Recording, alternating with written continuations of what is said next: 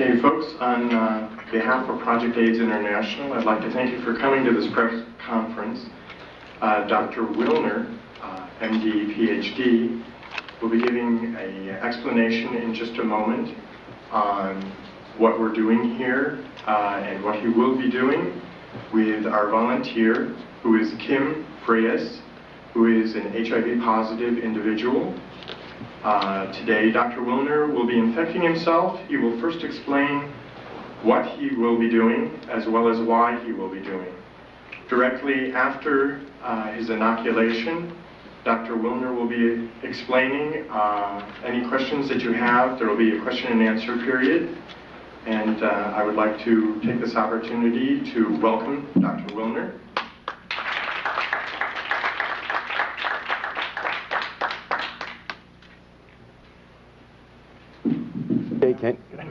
I don't know if you can hear me without the mic. Yes. I can hear it. Okay.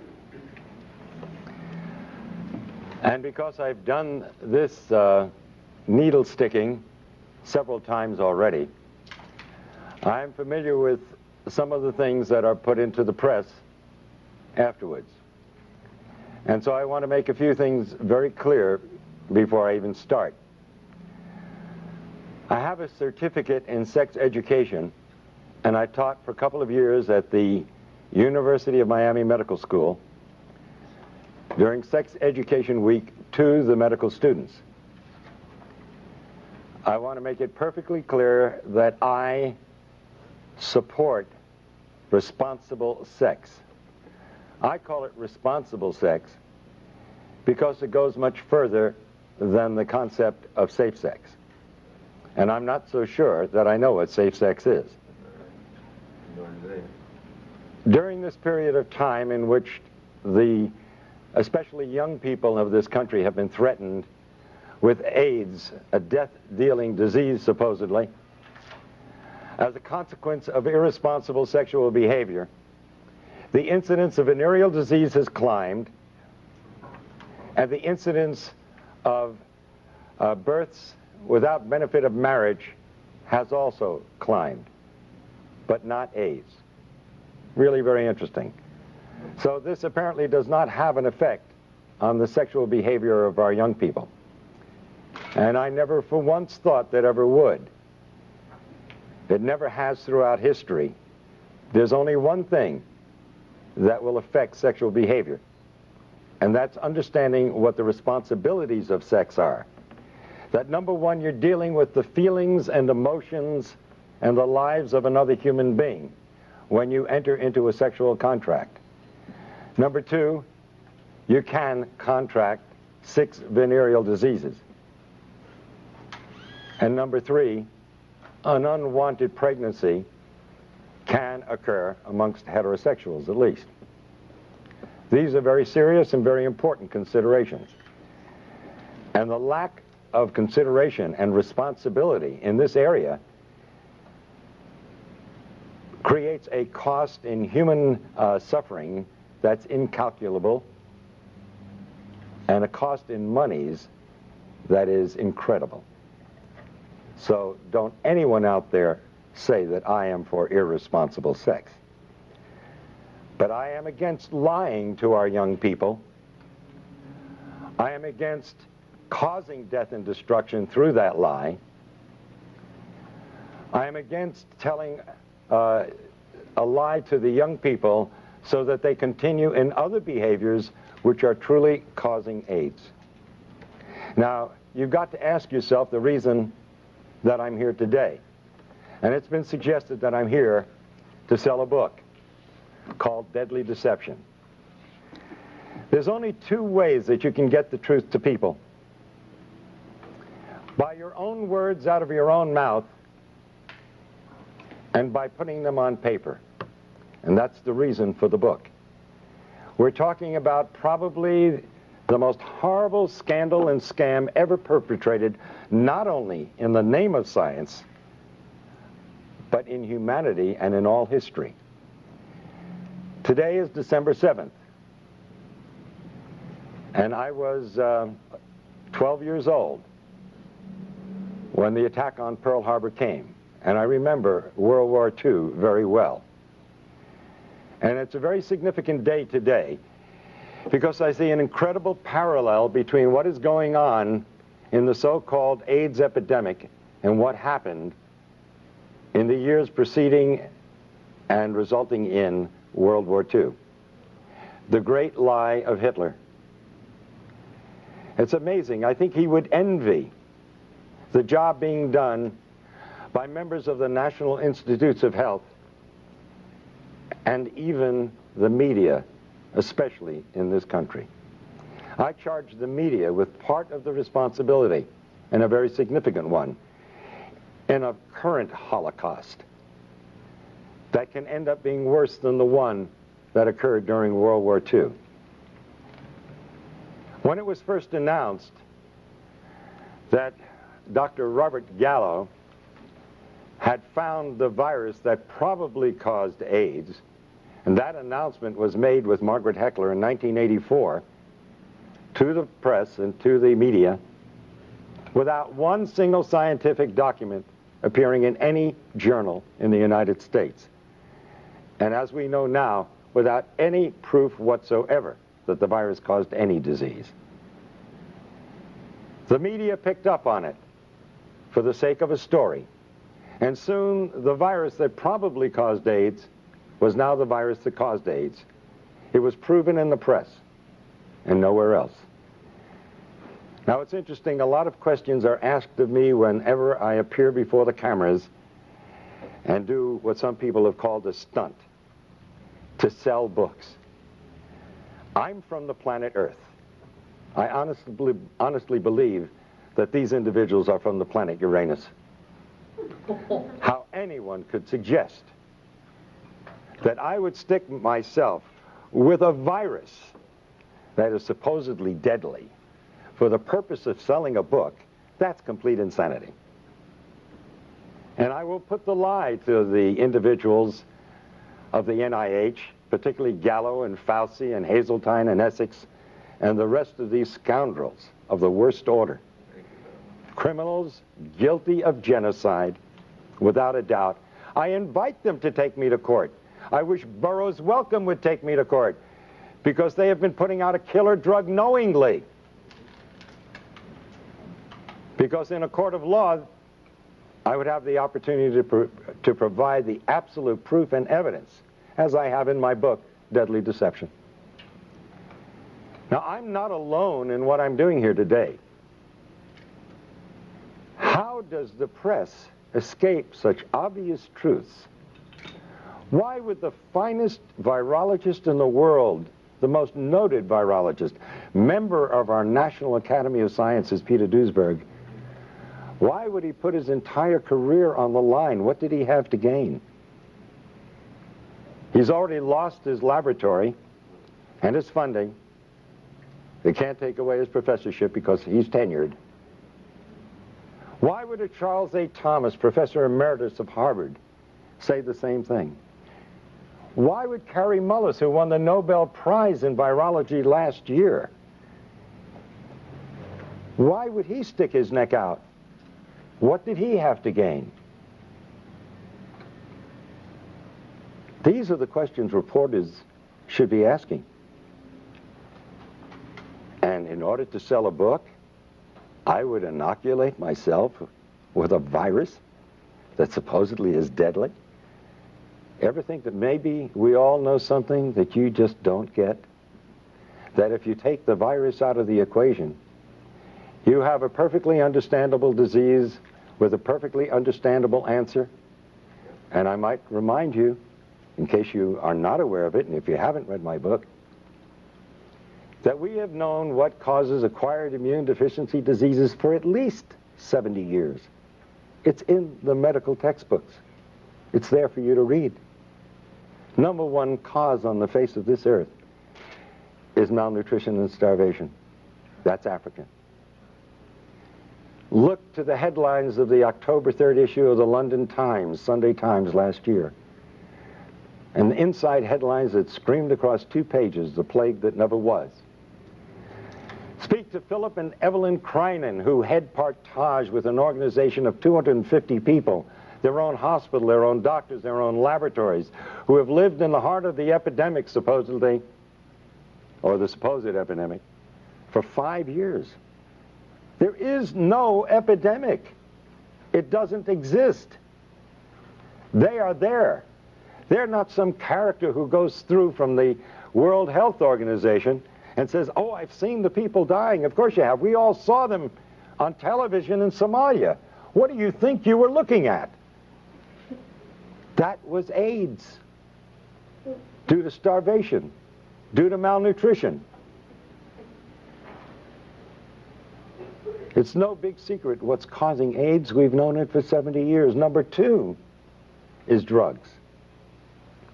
And don't just think of street drugs, because the number 1 cause of AIDS today is actually 2 medical drugs. AZT, a drug that was discovered in the 60s as a chemotherapeutic drug for cancer and was shelved because it was too toxic to treat cancer. A drug worse than cancer is being used to treat people who are immunosuppressed. Now let's go back to the other causes of AIDS. So it's not only street drugs but medical drugs, but now 3 is radiation. What do they worry about at Chernobyl and Nagasaki and Hiroshima? But number 4 is chemotherapy. Number 4. The number 4 cause of death of acquired immune deficiency diseases. Chemotherapy. And the most toxic chemotherapeutic drug of all times, AZT, is what they're now using to treat AIDS. And the Concord study, completed last year. Now, can you imagine saying to the world, where was the press? Where are you people? Here they're giving a drug that costs thousands of dollars a year, and it doesn't do any good? That's if you want to believe that.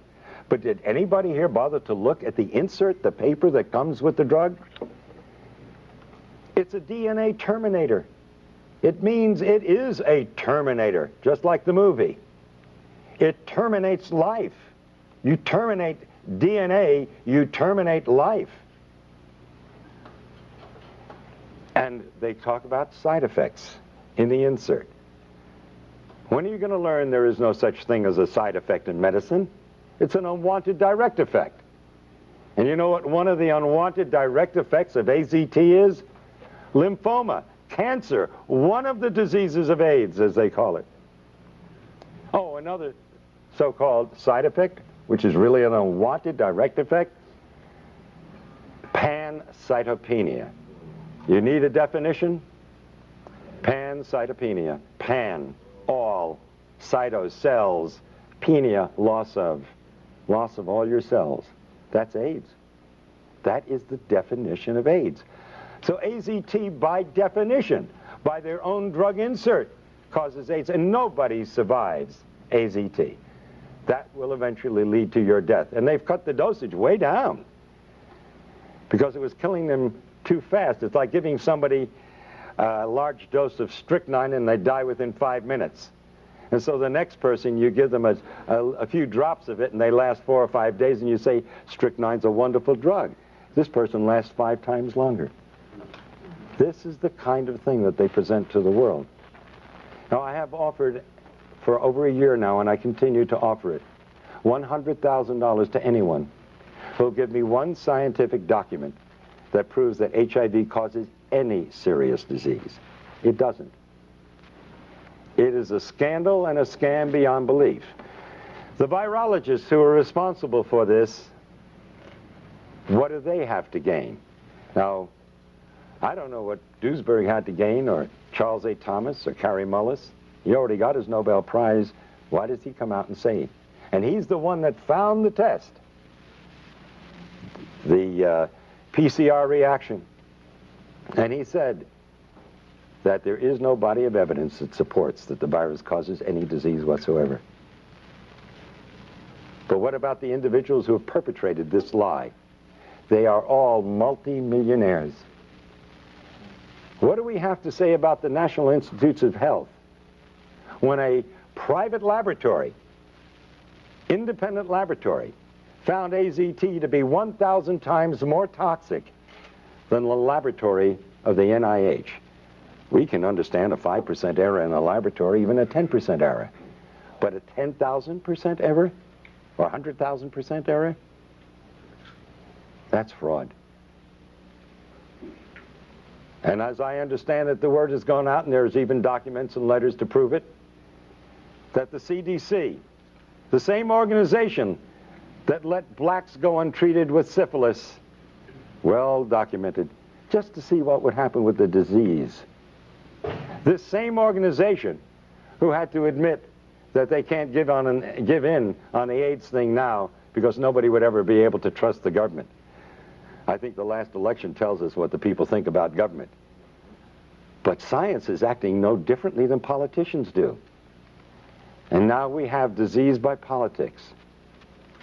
Isn't it strange that the same day or the day after Robert Gallo filed for a test for HIV after it was announced? This sounds like premeditation. You mean he just happened to have this test available? And so the same day or the following day, he files for a patent? He had a test. He was simply looking for some kind of a disease he wanted to apply it to. And that test. 30,000 Russians who tested positive for HIV were then tested with another test that's supposedly far more accurate to confirm the positivity. And 66 out of 30,000 proved to be positive. That means that the test HIV is 99.997% inaccurate. You want to take a test that's 0.003% right? And you're going to rely on that? But that's what they're doing to people out there. They're taking a test that is not only invalid, it's totally misleading. In fact, when you get results like that, then I would say you're going to be more correct that if you're read as being negative, consider yourself positive. And if you're positive, consider yourself negative. And by the way, at the request of many individuals, I did go for a test a couple of weeks ago in New York City at the biggest clinic there that does more testing than anybody else. And the doctor who ran it was bragging about the fact that he did more. When I told him about the book I wrote, he said, "Shh, don't say anything. My patients might hear." Okay. I tested negative. And of course, Fauci said that you need, or when he was answering what I did in Cleveland a week ago, he said, well, he's going to have to stick himself 300 times to transmit the virus. Where are you people in the press? 300 times to transmit a virus? You cannot have an epidemic under those circumstances. If you can't transmit it by blood, you certainly can't transmit it sexually. Unless you're into real sadistic acts during sex. I don't know how much blood you want to draw.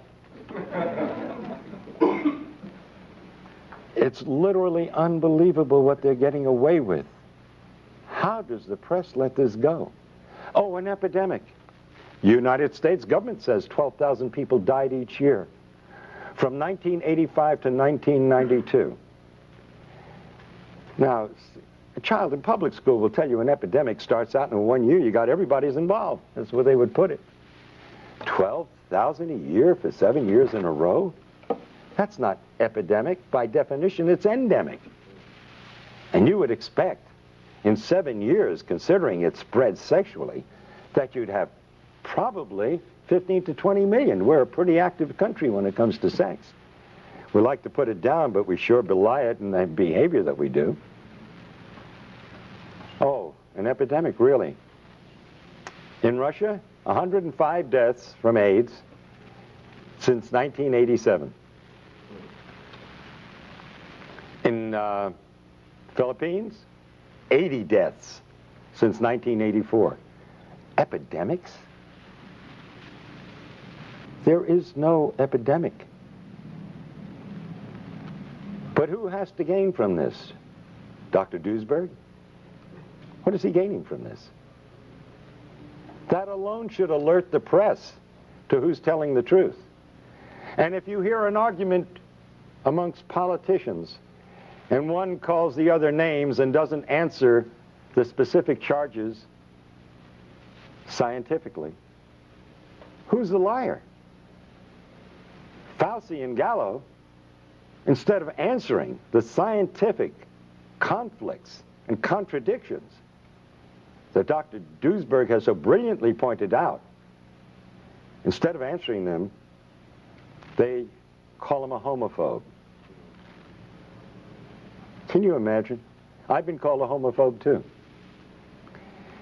I wonder, I come here with a message of hope to not only the gays, but to the blacks and the Hispanics and all the other outcasts of society, which strangely enough are the only groups that have been connected with the so-called AIDS. Because you see, if you belong to one of those groups, you've got AIDS.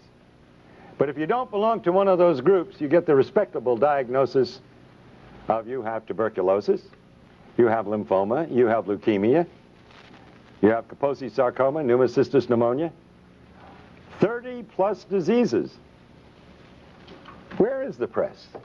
How do they buy a story that a virus knows what country it's in? 3 symptoms in Africa, but 30 diseases in the United States and Europe. How do they buy the story that a virus has prejudices?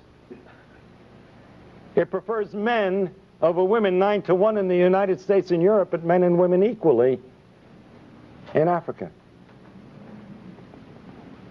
It knows whether you're gay or straight, married or single, black or white. It should be hired by the immigration department because it does one heck of a job. This is what they've been feeding to the public, and this is what you and the press have published. It's funny, every time that I've stuck myself with a needle, I get calls from major television shows by excited young people who want to tell the truth. And then I get a call 3 days later telling me that it's been nixed at a higher level. That's no surprise. After all, who am I fighting? 2 drug industries. One supposedly legitimate and the other illegitimate. And they do an awful lot of advertising, the supposed legitimate ones. All those things out there that they sell for your colds and everything else, that's the pharmaceutical industry. And they also put out prescription drugs, most of them. And they pull the purse strings. And so we have a better propaganda machine in the United States than Hitler had in his time. You see, Hitler pulled off a lie, and he was condemned for it by most of the world, although believed by 3 major groups of the Axis powers. The liars and killers like Fauci and Gallo and Hazeltine and Essex and Flossie von Stahl and the Margaret Fischels, these people are getting by with the lie and getting paid immense sums of money for it and praise from the rest of the world while they murder. The study at the University of Miami was completely fraudulent. You see, I believed that the virus caused AIDS from 1984 to 88, and I treated AIDS patients. One of the few doctors willing to.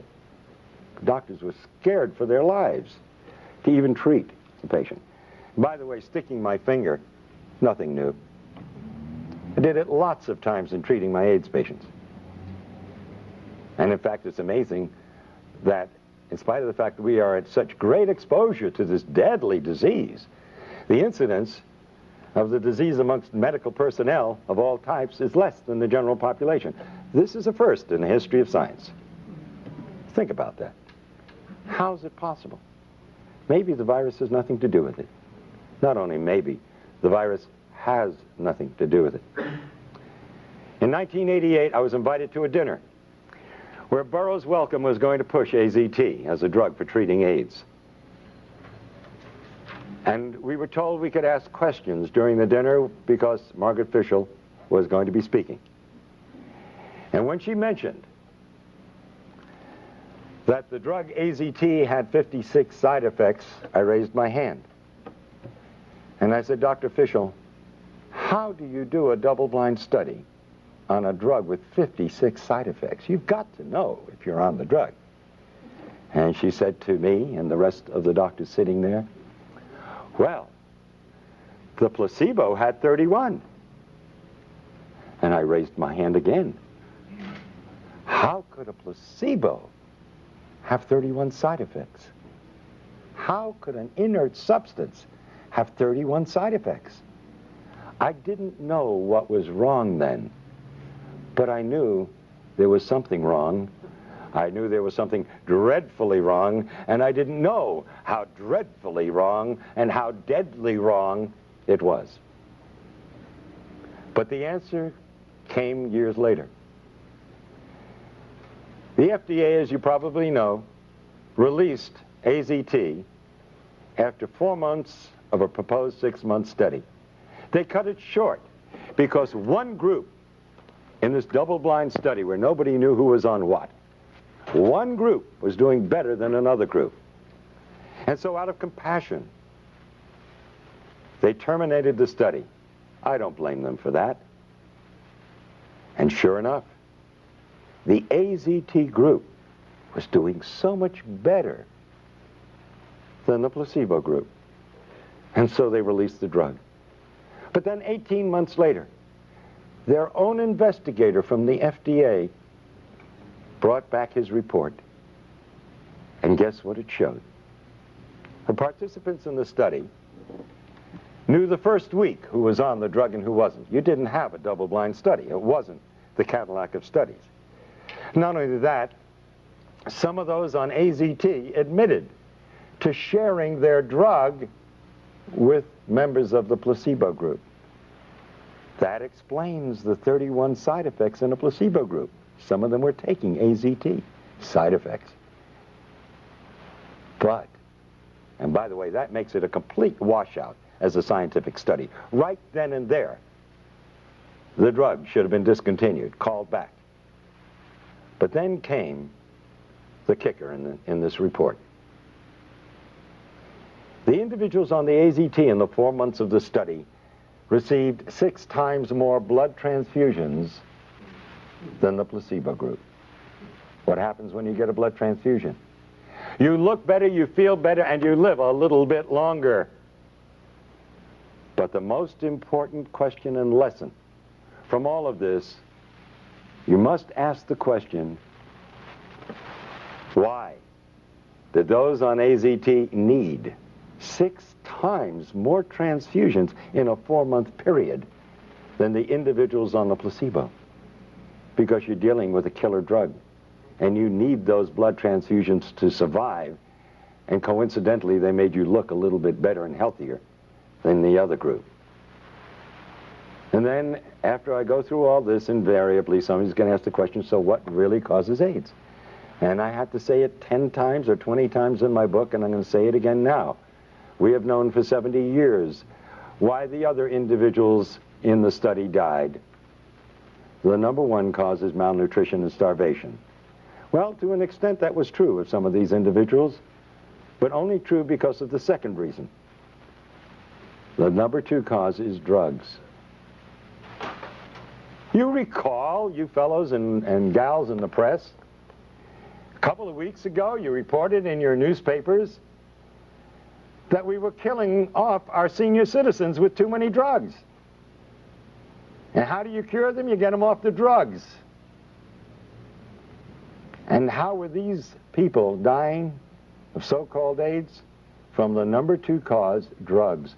Both medical and street drugs. But one in particular that stood out and has been linked by 24 scientific papers with Kaposi sarcoma, and that's poppers or amyl nitrite. It's very rare that you see a case of Kaposi sarcoma in Africa because they don't use poppers. And this is the first disease, human disease, we can't give to a simian monkey. And I'm talking about legitimate diseases. Because you see, the virologists have been coming up with more diseases than you can imagine. And haven't you bothered to notice most of them never pan out? They disappear from the headlines, and they're never heard of again because they weren't diseases really in the first place. Like SMON, a disease in Japan. For 15 years, they pursued viruses. And what did it turn out to be? Enteroviroform, a drug for diarrhea that they were using over there. Amazing, isn't it? And they spent 15 years and lots of millions of dollars, but guess what our virologists have done? Wow, they hold a candle to no one. For 20 years in Nixon's war on cancer, they spent over $20 billion looking for a virus that caused cancer. And they came up empty-handed. They not only couldn't find a retrovirus, which was the ideal choice because it doesn't kill cells, and it's multiplied by the cells, which is what cancer cells do, but they never found any disease that it caused. But guess what they chose for the scam of AIDS? A retrovirus. Already $20 billion in 20 years, we found nothing that it does. And we also found that absolutely it doesn't kill cells, because if it did, it would commit suicide. It needs the cell in order to replicate, to be alive. So the epidemic would be over before it began. It's impossible. But this is the virus. They've just spent another $20 billion in only 10 years' time. And they're asking for more. And now they want to give us a vaccine. See? Oh, will they make money with that? They not only have a test for HIV, which, by the way, is not for the virus. It's for immunity. Like I say, it's the first disease in the history of medicine. When you're immune to it, you're going to die from it. But now, they want to give us a vaccine. The test HIV tests for antibodies, not for the virus. Well, antibodies is what you get when you use a vaccine. You want to produce antibodies to fight the disease. I'm at a loss to understand. If we already have the antibodies, why do we want to create the antibodies? Kind of redundant, isn't it? Oh, by the way, if you take these very same antibodies and you put them in Gallo's culture in his laboratory, you just ruined his multi-million-dollar culture that he's making a fortune out of. Because you see, these antibodies destroy the culture. Does the press bother reading? Do they understand the English language? And yet you want to condemn me and say that I'm out for publicity? Well, what is it that Peter Duesberg is out for? He held the reputation, and still amongst honest scientists, as being the foremost virologist in the world. What is Kary Mullis out for? He just won the Nobel Prize. Why does he want to put at risk that incredibly marvelous reputation of being a Nobel Prize winner? Why would he put that at risk? Unless maybe there's still some honest scientists around. Now, what about the rest of them out there? You know, I often ask myself the question, if my children were still in school, and I had house payments to make, and I had to put them through school, etc., would I be doing what I'm doing today? I don't think I've ever answered the question because I'm kind of afraid of what I might answer if I was going to answer honestly.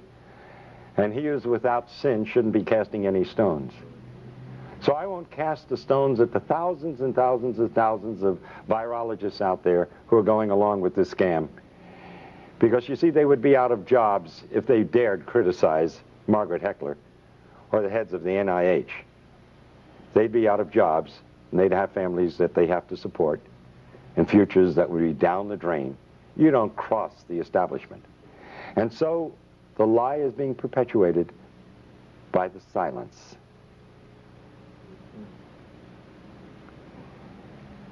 And even Gallo would say to the press in answer to the question, what does he have to say about Duisberg's challenges? And he says, well, if we're wrong, why do so many people believe us? I mean, I could just see Hitler and his stormtroopers saying to the press, if we're wrong, why does everybody do what we tell them to do? Because they're running the show, and you're looking at not just a simple lie of science. In the back of my book, I have the picture of Pedro Tocino of Spain, father of 2 young girls, a hemophiliac.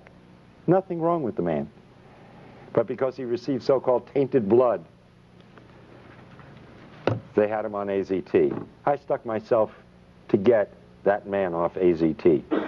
I said, if I stick myself with your blood, will it convince you there's nothing to worry about? And Pedro Tocino, now over a year later, is very healthy, having a wonderful life, enjoying his 2 young daughters. But all of his friends are dying or are dead. This is real. And I don't blame those scientists out there keeping their mouths shut because their jobs depend on it. And I understand that exists in the press too. But you've got organizations. And in a way, so do the virologists have organizations. And if enough of the honest ones would stand up and take that chance, if you all stand together, you make a statement. And you can do that in your press associations, even though the people who own the newspapers and the television shows are afraid of losing their sponsors. You can at least keep your dignity. That's the choice you have to make. And that's the choice that I have had to make. I figured that if I didn't do what I knew was right, I'd end up cutting my throat shaving in the morning, because I wouldn't be able to live with myself. And that's the honest, simple truth. I am sticking my finger to bring attention to the current Holocaust, and it's a dreadful one. When you terminate the DNA of a human being, they waste away and die in an inhuman fashion. We all have the right to die with dignity. But if we told them the truth, a lot of them wouldn't die at all. They'd simply get off the poppers and off the drugs. And there's no dishonor in being gay and admitting that you've been on drugs. The decent human beings in this world will give you the support and help you, like we help drug addicts of all followings, so to speak. Those that would turn against you have turned against you anyway, because of what you feel and what you are. And there are even some religious groups who have turned against the gays and said it was God's vengeance. How can you believe in a loving God and believe that that God would cause such a terrible disease amongst humans? No, this is a man-caused disease, but we all make mistakes in life, and that shouldn't stop the compassion and the love and the understanding of decent human beings. And so I do the act of sticking my finger and create another blood brother in my life, as the ancient Indians have done, and I will get another one today, because I'm not afraid of getting AIDS. I know as a scientist that there is nothing to fear. I know what causes AIDS. I am not going to lie to others nor myself about it. I don't like sticking myself with a needle because it hurts. And if you've ever seen my expression on pictures, you know that to be true. So, Kim Freitas. Kim, are you here? Yeah.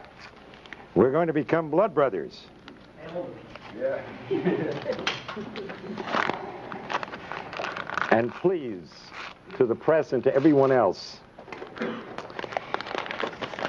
I don't intend to stick myself 300 times, because it wouldn't prove anything anyway. Oh, and might I say that a Dr. Gottlieb, who achieved fame for being the doctor that noted the first 4 or 5 cases of AIDS, who said to me on a radio broadcast the other night, he would believe me if I took a liter of blood. That's a transfusion of blood. And I said, you know, you must be mad. What is that going to prove? If you need a liter of blood to get AIDS, then nobody's going to get AIDS. Right. In any case. Well, I got to do myself first, and then I have to do you. Here, but let me do your finger, okay? I mean, I got to do you first, right? All right. Excuse me. Then I'm going to do me. Excuse me, I had that backwards. All right. Wait a minute. Got to find. This is a heck of a time to lose my needle. There we go. Okay. Ladies and gentlemen, this is a typical butterfly needle set. If somebody has a scissor, it'll help. There, I got it. Okay. It's sterile. And usually we use it to take blood by sticking this in, and then we can inject things also. So, let's do that. We got this. Yeah. Okay. Now I'm going to... let me put my glasses on, okay? Good. I think you'd rather I do that. I got to tell you a cute little story. Shortly after my son was born many years ago, he's now 40, he got some kind of an infection or whatnot, and I spoke to the pediatrician at the hospital. I was an intern at the time, and he said, go home and give him a shot of penicillin. So I took the syringe and everything home, and my wife held Bruce over her shoulder, and I grabbed his little bottom cheek, and I go like this, and I stuck it right into my thumb, so. Careful. You can tell I don't like doing this, never have. Okay. Now we want to get a lot of blood. There we go. Okay? There we go. Now I'm wiping this needle thoroughly in this blood. And I say to my friends Fauci and Gottlieb and Galpin and Gallo and all the rest of those criminals, all right, that this is for the sake of humanity and no other reason. Oh, whoa, whoa. Right. And believe me, it hurts. You can move it more.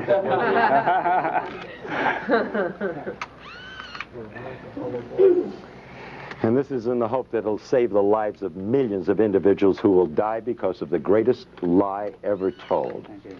Get Thank off you. the drugs. Thank you. Get off drugs is right. Get off drugs. Now, I will be happy to take questions from the press or from anyone for that matter to clarify in your minds if there's any doubt whatsoever. Yes. You said, I have several questions actually.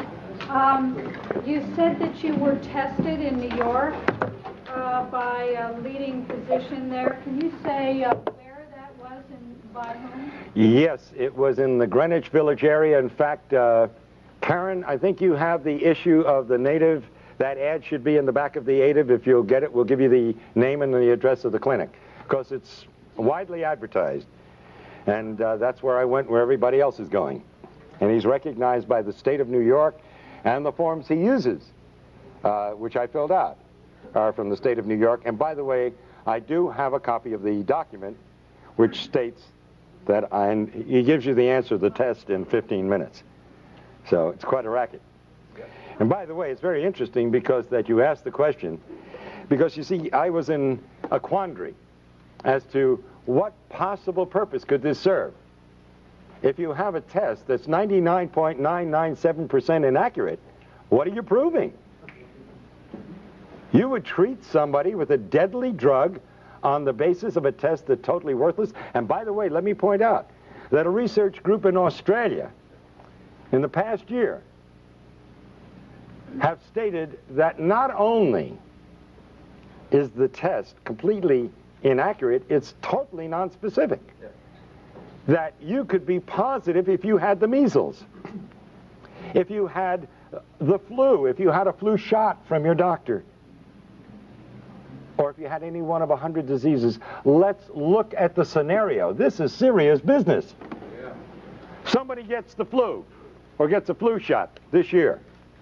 And they got it. But so what you're finally suggesting is that the man that this prominent physician in Greenwich Village, he in fact said, don't tell anybody about this because I'm making money off of these tests. Are you finally saying to people, don't get tested? I am saying absolutely do not get tested. Would you advise anybody to take a test that's 99.997% wrong? And you're saying that... That's insanity. And by the way, when I said to this physician, when he asked me why I was there, and I told him I was a doctor, I said, because I'm in a heavy risk group. He said, aren't we all? And laughed about it. Because everybody knows that the medical profession sticks itself all the time, and the only individuals who are going to die of AIDS who are part of the medical profession in any way, shape, or form are those who are taking AZT or other drugs. Go ahead. You said that AIDS is not an epidemic, it's an endemic circumstance caused by a variety of factors, including malnutrition and drug use. How then can you explain the years of potential life loss in the 250,000 plus people who have died of AIDS, according to CDC definition, where drug use has been going on for centuries, and suddenly we're losing people in their 20s and 30s because I'm not sure what you're... Okay, that's an excellent question, really, and you're using your head. That's the kind of question should have been asked of Gallo at the very beginning. And by the way, you said 20s and 30s, our healthiest people. Isn't it strange? You got a disease, the first disease in the history of mankind, that affects our healthiest? But what happened in the 60s? The drug culture began. What happened in the 70s? It heated up. At the end of the 70s, the gays came out of the closet and became an identifiable group. Now, I'll ask you, in a sense a redundant question, but I think it'll get the point across. I'm going to name 5 of 30 diseases. Tuberculosis, a new disease. Lymphoma, oh, that's a new disease too. Leukemia, oh yes, that's a very new disease too. Pneumocystis pneumonia, another new disease but lesser known. And Kaposi sarcoma, another new disease? No. These diseases and the other 25 have always been around. It's real easy, it's real simple to create an epidemic. You simply take a bunch of diseases and put them under one heading and then claim that one virus is responsible for it. Well, that's nonsense. First of all, let me offer the proof. The reason it appeared, which I think is the essence of your question, as though it were some new epidemic coming on, is because it appeared in a select population, the gay population. But it only is appearing in gays who are on drugs. Only. And especially, and substance abuse, right. And remember, by the way, too, that alcohol is a drug. And remember, these individuals, many of them, extremely promiscuous, would get one venereal disease after another, and they'd be taking antibiotics for these diseases all year long. And it's a matter of medical fact that antibiotics are immune suppressive. Now, let me offer one very important bit of investigative reporting for you. It was reported in the newspapers a couple of years ago that this HIV was found in blood that had been preserved in laboratories in the 1940s. They went back and looked at some of these samples. They found HIV, which, by the way, has been around certainly for thousands of years. But let's just use that one example. If we had HIV in the population in the 1940s, and we had homosexuals in the 1940s, and by the way, according to Kinsey, 10 to 15% of the heterosexual population preferred anal intercourse, where in the world was your epidemic? It wasn't suitable for a scoundrel like Robert Gallo in the 1940s. He wasn't old enough, or maybe he was born just about that time, for somebody to come along and to pull off a scam of this magnitude. And now they're caught up in a maelstrom. Now if the truth gets out, yes, it will deal a blow to the credibility of the NIH and the CDC and the FDA and the AMA, and my God, it is sorely needed. That blow is necessary to clean up the act.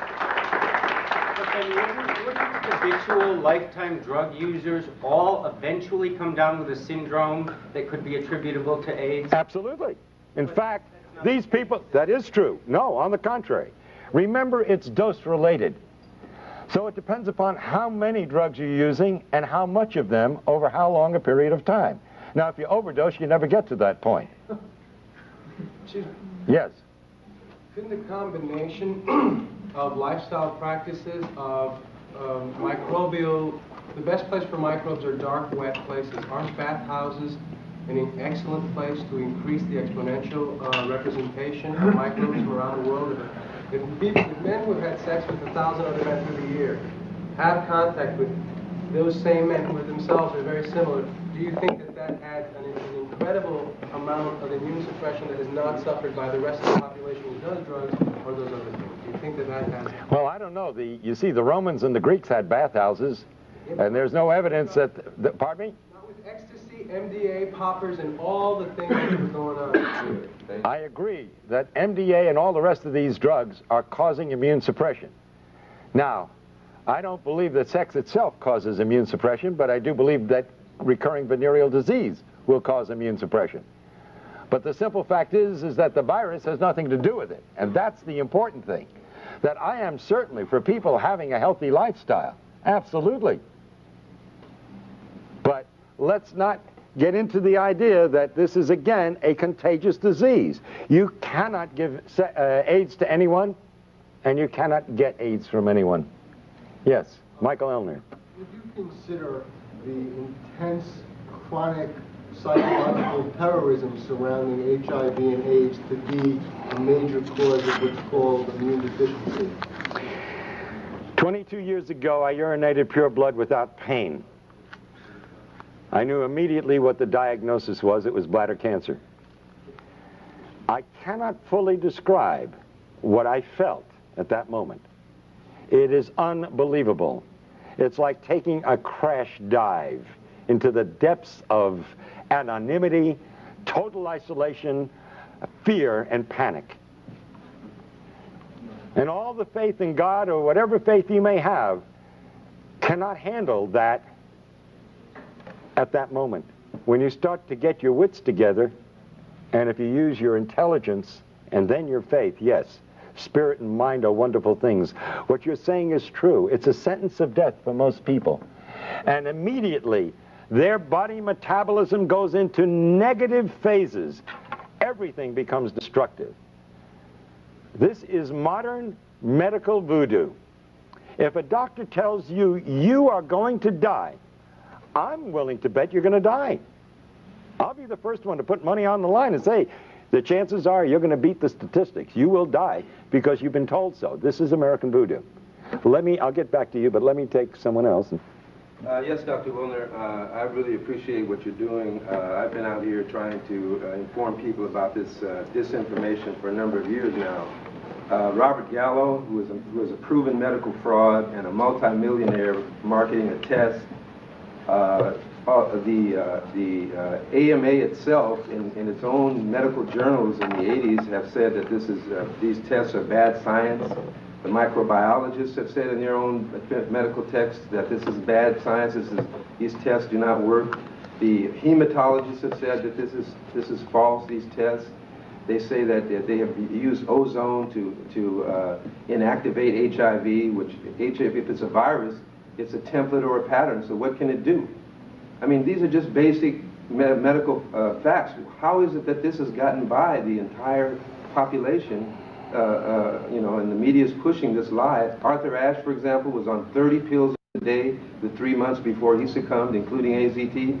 How is that not iatrogenics? And how is it that the medical profession can murder 1 million people a year, according to their own study, the Yale New Haven study that came out this year? They admit to killing 1 million people a year. Why aren't they on trial? That's my question. By the way, I thank you for your comments, and I'd love to have a copy of that study and some of the information you talked about. I really would, because I've been going around saying it's the number 3 cause of death is iatrogenic disease. And when I lecture before groups, I don't tell them what iatrogenic disease is. And I say to them, you know, here we're worried about this so-called AIDS epidemic, and I don't believe that anybody should die. I think we should all live forever. But 12,000 a year, that's not an epidemic. 60,000 die from automobile accidents. 120,000, I've been saying, and I hope you're going to help me change, 120,000 die each year, they admit to, from iatrogenic disease, 500,000 from cancer, and 800,000 from heart disease. And I'm glad you're telling me it's a million, because I've been saying, they say it's number 3. I really believe in my heart it's number 1. Hippocratic says Sure. the number 1 cause of... I agree with him. Absolutely. Now, if we took the figure of 120,000 being killed by doctors, not malpractice, but as a normal course of everyday medicine, then doctors are 10 times more dangerous than HIV. Now you're telling me it's 100 times. 100 times. Yeah, I want those figures really desperately. 1964, Please. They admitted 350,000 in 1960. Well, I will be indebted, because that's powerful stuff, and I really, you know, it's funny, you never know where the figures are going to go, but with medicine anything's possible. Yes, pardon me? Just the USA? Just the USA. Ralph Nader did an article, by the way, in Penthouse that talks about those issues. Yes, ma'am. To add a comment to that, yesterday, C. Everett Koop announced that 300,000 Americans die annually from diseases and illnesses related to being overweight. So I don't know how that multiplies out, but it would certainly be a lot more dangerous to be overweight than to be HIV infected. You know, that's a very good point. Yes. There you go. Thank you. That's a very good point. You know, I pick up some marvelous ideas from some very bright people, and I can't tell you how much I appreciate it. I'm going to be using those. Do I have your permission? I hope. Okay. Could you give some insight on how this mechanism works with pediatric AIDS? Oh, okay. That is another good question. First of all, I challenge anybody, except there are always exceptions, and the exceptions are, of course, as we know, genetics, and children sometimes born under circumstances where we don't have all the facts, but I would say 99% or better of the individuals born with AIDS, if they actually have AIDS, the mother was a crack mother, was on drugs, no question about it, or had obvious incredible immune suppression for what other medical reasons, Well, as they say. I'm thinking of particular is Elizabeth Blazer, and her child got it from her. She had a blood transfusion before the birth of the first child. It was with tainted blood at Cedars-Sinai. She then passed it on to her child. She passed on HIV. The story, yeah. Okay, let's call things HIV, not AIDS. Right. Now what happened? The child, after about 3 years, got very sick. They didn't know what the problem was. Mhm. The doctor said nobody knows what it is. They finally did an HIV test on the child, found out that she had it, and then she died. Ariel died. But there's a gap there. They found out she's HIV positive, and then she died. How much time and what was done in that period of time? I can't answer that question. I mean, listen, I was in the practice of general medicine for a lot of years. I had one of the largest practices in the state of Florida. And I can tell you, I treated a lot of kids over a period of time that got very ill in their first 3 years of life. You mean they had AIDS? The test that they had. Now, they did a test. I will guarantee you, I don't know what she died of, and I can't answer. But I will tell you, these kids who are diagnosed as HIV, if they're given AZT, they will die of AIDS. Absolutely. Most of them will not die, just like most of the kids I treated did not die.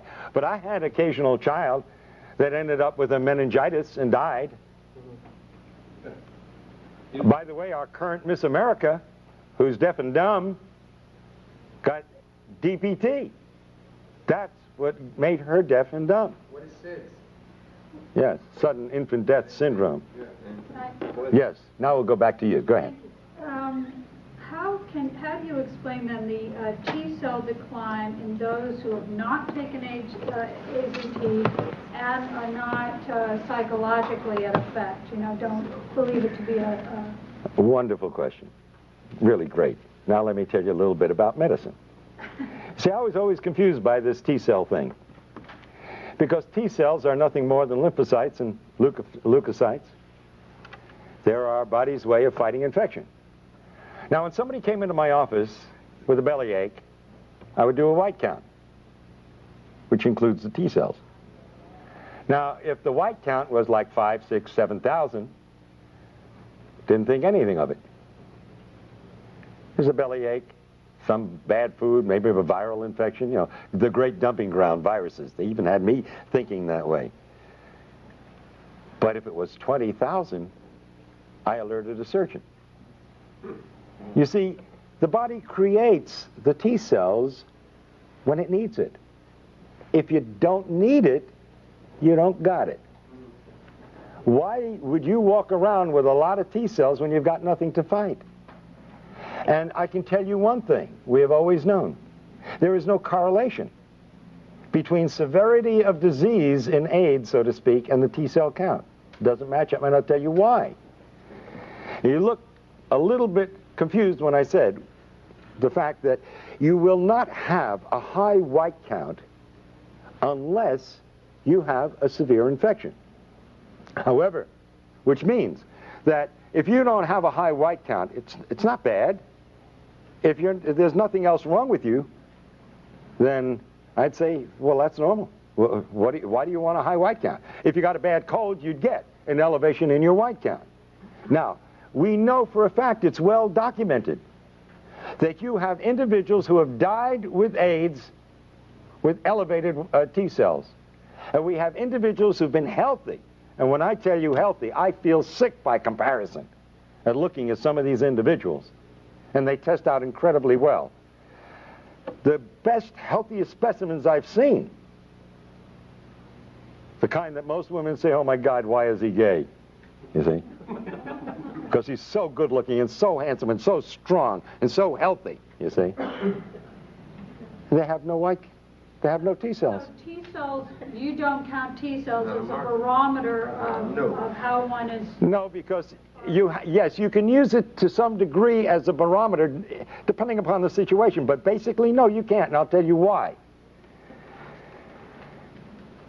You know that you can change the T cell count if you worry somebody? Completely established. I worry about these individuals who go in and get these T cell counts one after another,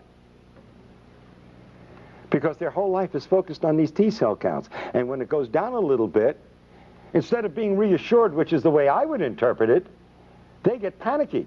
Now they're really doing damage. And at some point, if they're on drugs, and sometimes even if they're not on anything, but because they've been told they're going to die, like the witch doctors of Africa and elsewhere, these individuals will die because they literally worry themselves to death. It's a crime beyond belief. They're the rare ones, I admit. But the fact is, T cell counts absolutely have no correlation with severity of disease. They can be low because you have wiped out your immune system, and they can be low because you don't need them. That's the important thing to understand. It is not a barometer for anything. And they lie, they lie, they lie, and then they lie some more. Is this a real case scenario? I go in, I get tested, I am told I'm HIV positive, my T cell count could, I've heard from cancer research, be cut in half. In other words, 50% of your T cells go on strike, the other 50 keep working. I got news for you. The other scenario can happen too. It can go wild, go way up. Yeah, but if it goes down because I'm told I'm going to die, isn't that enough to get me on AZT? Oh, sure. Absolutely. And once First of all, let me tell you something. The CDC that let syphilitics untreated when they had drugs that could have treated, just to observe, this same CDC has already admitted that between 40 and 60% of the cases listed at AIDS were never even tested for HIV. And not that it makes any difference because the test is meaningless. So could this scenario also happen? I take AZT, because it is a foreign invader, my T cells will go up. Yes, they initially do. And that's exactly what happens. When you challenge the immune system, which AZT does, you get an initial rise. But then the AZT begins to do its dirty work and suppresses your entire reproduction of your T cells, and eventually it goes through the floor. Absolutely. That is the scenario. Yes, we're going to try to finish one or two more of your questions. You say that HIV is somewhere in this. You say that HIV itself is a harmless tissue. It's an innocuous retrovirus. Are you then saying that, as you said earlier about you don't know what safe sex is, that if I go back and report to my gay and lesbian readers, young gay men in particular, and there has been a rise in incidence among young gay men of HIV, again, with the test that you don't believe in. Right. But, Well, it means nothing. Until you give me one single document that proves HIV causes anything, it's meaningless. okay, but what I need to, here's what I need Yes. to know. Is HIV sexually transmitted? Shall I go and report to these young gay men that they need not worry about practicing safe? HIV, this harmless virus, can be sexually transmitted with incredible difficulty to the point where it becomes meaningless. All right? That hasn't been proven either. Right, and that hasn't been definitely proven. By the way, in one of the studies which they were presenting of 25 males where the semen was examined, who were HIV positive, they were able to demonstrate only in 2 out of 25 the virus, and they only found 1 in 1,000,000 cells. That is not disease. There's no way in the world, and especially with a virus, a retrovirus that supposedly is killing off the cells it needs in order to replicate, even if you transmitted 1 virus, and it did kill off, and it was this terrible disease you say it is, there's no way it could cause disease. It's impossible.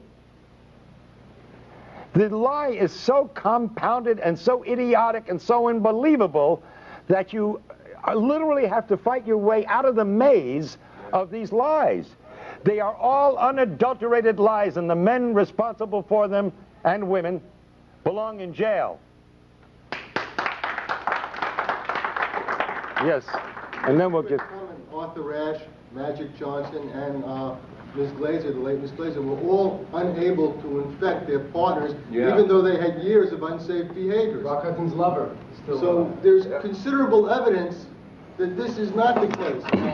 You know, they say you have to inject yourself 300 times. Your IV drug users are given free needles to protect them. No one says that the drugs might cause AIDS. And in our experience in New York, but certainly the largest population of AIDS cases, there is a clear-cut thing that anyone looking at it will find. The people using drugs develop the diseases called AIDS, and the people who aren't recover their health. It's that simple. Yes, and by the way, for that population that you're writing for, let me simply point out, again using the government's figures, they say it takes an average of 1,000 acts of intercourse over 10 years in the United States, and 10,000 acts of intercourse over 10 years in Africa to transmit the AIDS virus. That's twice a week in the United States for 10 years on an average to transmit the virus. In Africa, that's 20 times a week on an average. And if you know what the bell curve is, there's got to be some individual out in Africa that's doing it 200 times a week. I want to meet that individual. And now let me give you a set of figures which you must produce for your readers, please. The World Health Organization says that the annual conversion rate in the United States for HIV is 1 to 1.5% a year. Now, according to the figures given us by the CDC, there are constantly, for 10 years now, 1 million HIV positives in the United States. Now, that defies all definitions of an epidemic. How does it stay steady at 1 million if this is an epidemic that's going to kill everybody? And by the way, their predictions from 10 years ago were 91% wrong as far as deaths were concerned. Think of that. Now, hold on. 1 to 1.5% per year would average out to 67.5 years for everybody who's HIV positive in the United States today to become full-blown AIDS. That's the annual conversion rate, published not by me, by the World Health Organization. But in Haiti, it's 1/10 that.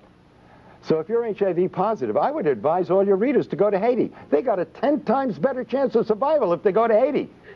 Because there it will take 1,000 years for everybody, this is World Health Organization figures, for everybody who's HIV positive today to become full-blown AIDS. But hold your hats, hold the presses, young lady. Tell your readers this, and I quote the World Health Organization. Maybe I should put my hand like this while I say it. But they say that in Zaire, you have 100 to 150 times better chance of survival if you're in Zaire than if you live in the United States. In other words, there, it will take 25,000 years for everybody who's HIV positive today to become full-blown AIDS. Now, I think you ought to urge your readers, all those with compassion and with heart, to take the first plane to Zaire and to stop anyone on the street and ask them, are you HIV positive? And if they answer in the affirmative, I think you owe it to them as a conscientious human being to say, sir or madam, are you aware that in the next 25,000 years, you're liable to die of AIDS? Those are government figures, they're not mine. The ridiculousness of it demands that you print those figures, that they give them to your readers.